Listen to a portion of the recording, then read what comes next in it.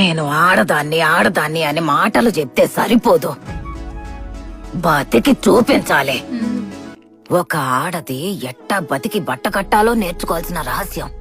రోజు సంపాదించిన దుడ్డు ఖర్చులకు పోను, 5 10 అని రొంచెమైనా జమ చేసి పెట్టినావంటే ఒక రోజు ఊహించని విధంగా ఏదో ఒకటి జరిగి ఉత్తి చేతులతో నిల్చోవలసి వచ్చినప్పుడు అన్ని రోజులు కష్టపడి ఒక్కో పైసా కూడబెట్టుకున్నదంతా ఎవ్వరి సహాయం కోసం ఎదురు చూడకుండా మనకు ఉపయోగపడతాది. ఒక మనిషి సంతోషంగా ఉండడానికి దుడ్డు కావాలో లేదో నాకు తెలీదు, కానీ మర్యాదగా ఉండడానికి దుడ్డు కావాల్సిందే.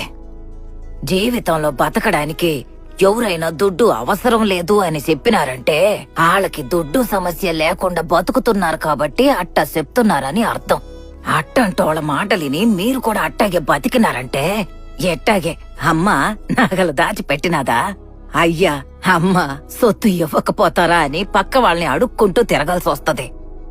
చేసే పనిలో ముందు ఆడదానికి ఎప్పుడైనా స్వతంత్రం కావాలి. అట్టా అది మట్టుకు ఉండాదంటే మిగతా స్వేచ్ఛ ఆళ్ళు ఇళ్ళు ఏందే మీకిచ్చేదే.